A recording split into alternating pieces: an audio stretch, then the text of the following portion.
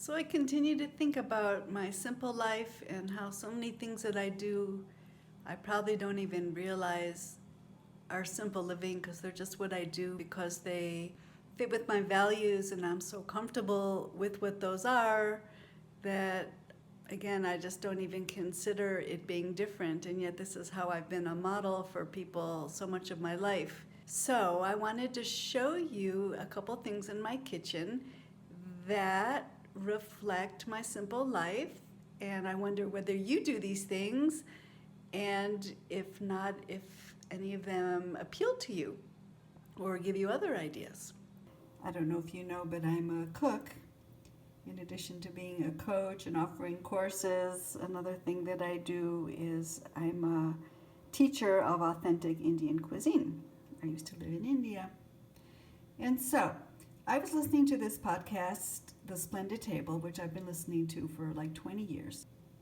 There were some cooks there who had a restaurant, a fancy restaurant, and they had started to be uncomfortable with the amount of garbage or waste that there was, food waste. And so they started taking all the scraps from all of the like lettuce, like the core that you don't use, or the tops of carrots, or the ends of onions, and they figured out how to use them. And that inspired me. So now, whenever I cut vegetables, I collect the scraps in a bag, and then after I have an amount, I'll like use it for soup, or if I'm making bone broth, I might put it in there and then just fish it all out later. So I've got some onions in here, purple cabbage, broccoli. Pretty sure I've got some carrot. There's a zucchini top.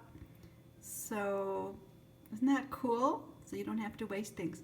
Another thing that I have learned about recently that I've started doing is that you can take a lot of these scraps and plant them and make plants. That totally excites me. I'm not really a gardener. I don't really want to have a vegetable garden. I've done it several times, but I don't like to sustain them. I like wild plants that grow naturally where they are. So, and know how to take care of themselves because they grow naturally in that place. That makes sense to me. And so I like those plants and to use those. So this tickles me. So let me go show you one of those that I've got planted outside. Look at this. This is my sweet potato plant. Isn't that so cool? I had this sweet potato, and you know how they sometimes, like potatoes, grow those little sprouts or eyes on them when you keep them a long time. So the sweet potato was sitting there, and it started to grow these little roots, and I thought, it's growing, and it started to grow these tiny little leaves, and so then I just put it in water, and I kept changing the water every few days, kept it on my windowsill for maybe a month or so, and then recently when the rainy season started, I planted it outside, and it's flourishing. I'm so excited. So I think in several months I might have like up to 8 potatoes from this one little plant. Isn't that so cool? So there's so much you can do just from scraps. It's like the earth is so plentiful.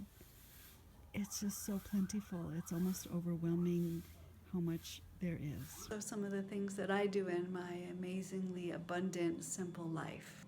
What do you do? I'd love to hear some of your tips. If you'd like, share them below.